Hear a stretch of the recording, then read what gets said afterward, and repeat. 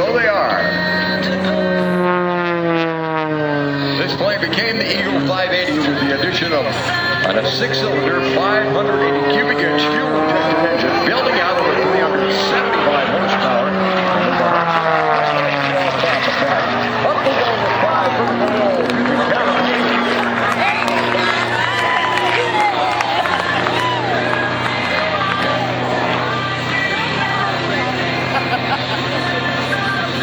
That's Kicker up there, pushes out over the top, pushing on that stick, goes down, flops over upside down, and flies away.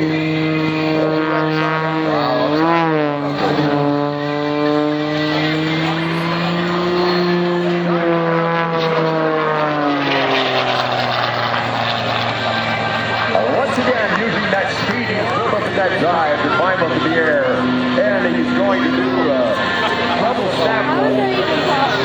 That's more than snap roll, I want to tell you right now. Comes out the top, dives back down. As you can see all day, these airplanes dive, gaining speed. The trick is right along the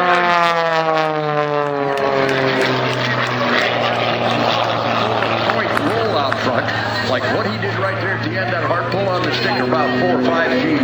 That meant for that moment back weight 4 to 5 times more than he weighs on the ground. He did a 4-point up and some rolls up and some rolls down, and now he's going to do something called the torque roll. Well, first he's going to there we go, up to the torque roll. Let the torque the engine spin the airplane around. Climbing right up in here. He is starting to weigh virtually nothing. He runs out of airspeed. What do you do when you run out of airspeed? Gravity takes over. Here we go. He's hanging on that 375 horsepower engine, sliding back through his smoke, probably getting up to well over 45, 50 miles an hour backwards, and flips it over frontwards, and down we go. Well, we'll roll the snap roll on the way down to aerobatic exhibitions, and that's done by pulling back hard on the stick and stopping on one of the rudder pedals. Of course, then you got to put the controls in to get it turned around the other way. And Cuban 8. Big dive out front for more speed.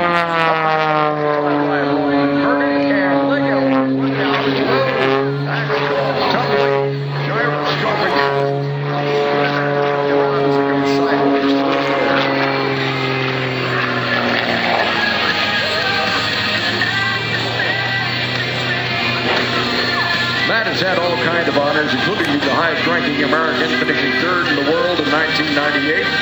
Also has won the coveted W Trophy. He's also won the prestigious International Aerobatic Cup Championship.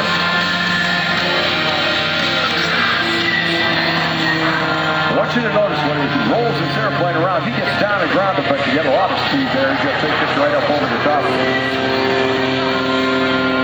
The rope's just going to snap there. Flies away like nothing happened. All right, it'll fly sideways. Notice again the precision right back on the show line as he dives. Takes it out here, rolls it upside down, right side up, because if you're an aerobatic pilot, you can't fly long without doing something. That's right. I don't know an aerobatic pilot that likes to fly straight and level, ever. One way, then the other way. It's almost like he can't make up his mind. Let me tell you.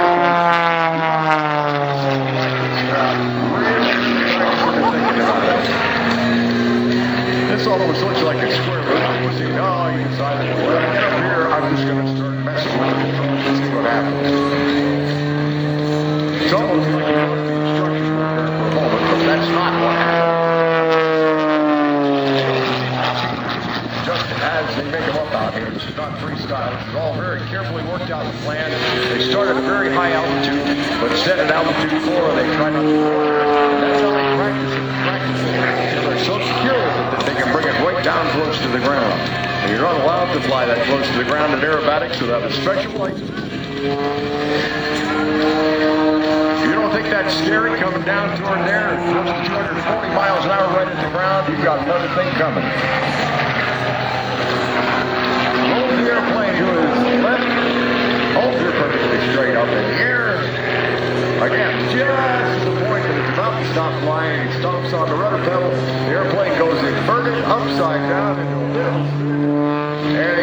as the power puts the nose over and down we come again. And forward this time. So the top side of the airplane briefly, then rolls the airplane one time around, kicks that rudder over, kicks the rudder the other way, and just flops out over the top, upside down. The world looks a lot different to him right there. That's enough of that. He said, I'm going to turn right side up.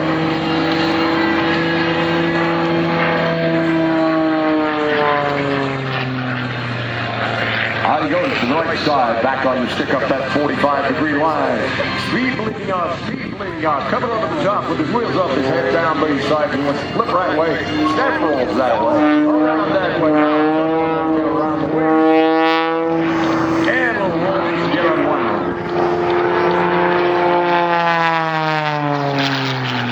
There's a turn right there that'll make you go whoops as you go around there, because that gravity is trying to force you down into the lower part of your body. So learn breathing exercises to keep the blood from pulling down in your lower leg during maneuvers like that. Conversely, if you go around the other way with the plane upside down, it's trying to force your body up in your helmet. Once again, it takes a lot of training to get used to those G-forces.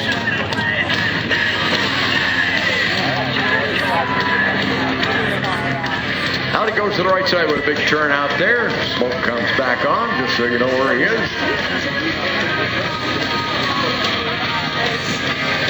Diving down towards shoreline. Picking out that runway. That's where he's supposed to be. Comes down real low. A lot of speed right there. Watch for the nose to come up. And then we go into knife-edge flight.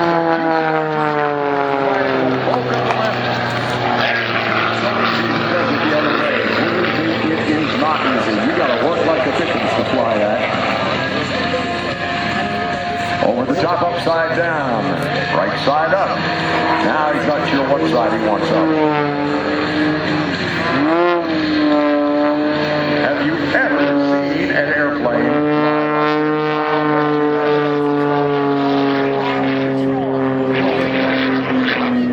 Notice the precision with each of those stops. The wings in the perfect position.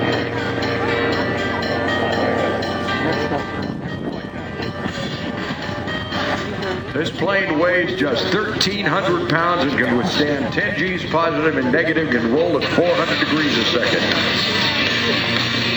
Matt would like to thank Embry-Riddle Aeronautical University, Hartzell Propellers, Champion Aerospace, Grove Aircraft, Barry Controls, CJ Aviation, Goodyear Aviation, Unlimited Aero Engines, Oregon Aero, Futaba Radio Control Systems, and Textron Lycoming. All right, here it comes from the left side. One more pass, says Matt. Let's see if we can get this thing at high alpha here.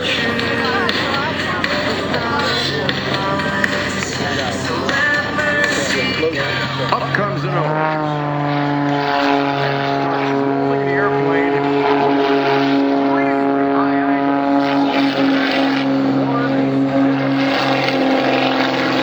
Barely moving through. 375 horsepower engine. Mostly providing the propulsion and control for that airplane. In fact, the torque is spinning as it goes around. What do you think of that? How fast that airplane can roll right around its center axis. Takes it out on the left side, high up in the sky, and kicks around up at the top in a couple of snaps. Hangs it up there on the floor.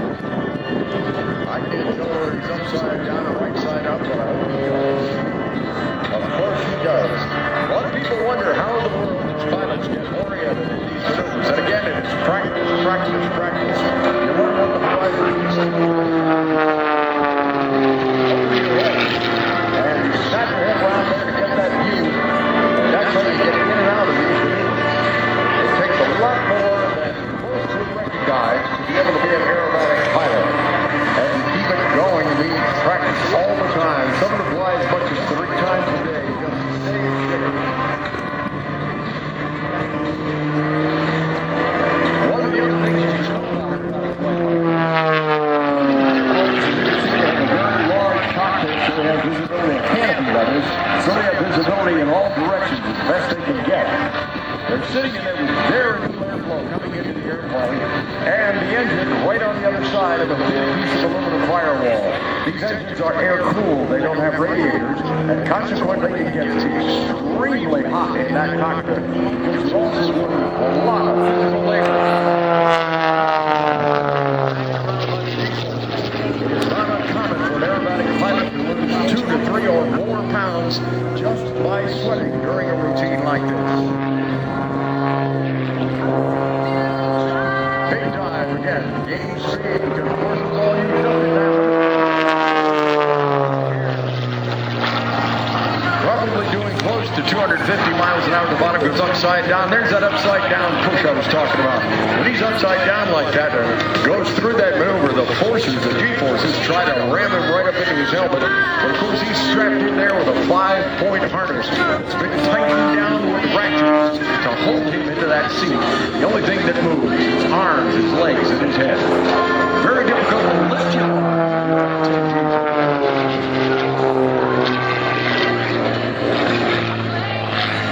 Even that turn right there poses quite a bit of G's, and then you get more right after it in that pull to the vertical. Kicks the rudder one way. It's so much fun, he kicks the rudder the other way. That's enough of that. I'm going to come back down. All right, I'll come down upside down. Totally inverted. The only way to get the wheels up on this airplane, turn it upside down.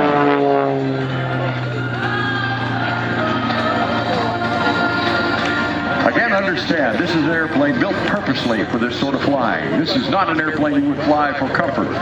It is inherently unstable. If you take your hands off. We're pushing the tunes up, diving in. He's gonna hit 300 miles per hour. The reactor watch MXS. It's all carbon fiber. You can handle plus or minus 14 G's all day long. Rolling at 500 degrees per second right there. Good, right here in the United States of America.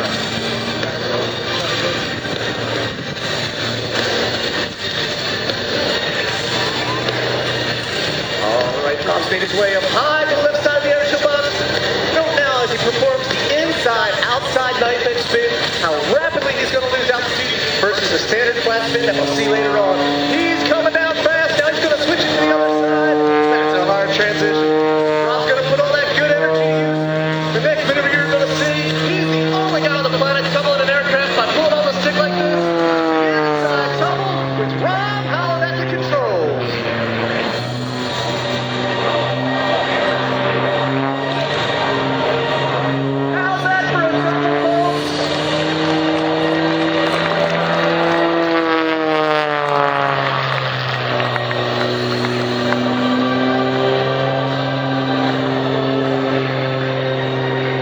Decides to change direction real quick, backing it up a little bit right there. It's going to go full power. Roll the aircraft off the left side. Here he goes.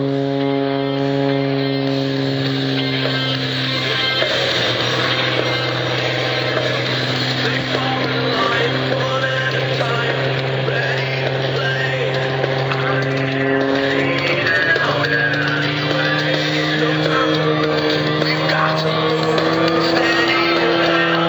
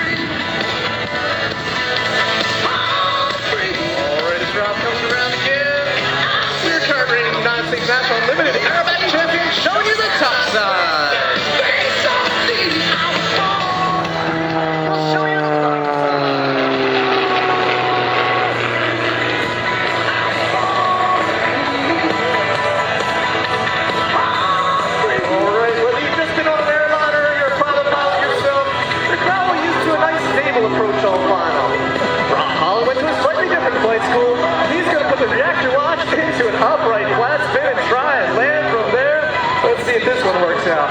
All right, he's got full power on, full left rudder, stick all the way back. He's in the flat spin. He's got to fix this prop to land. All right, he flat right rudder there, stop the spin. But look how fast he's coming down. He might bounce this landing. Keep a close eye on him. He's 20 feet off the deck, 10 feet, 5 feet, about to touch down right there.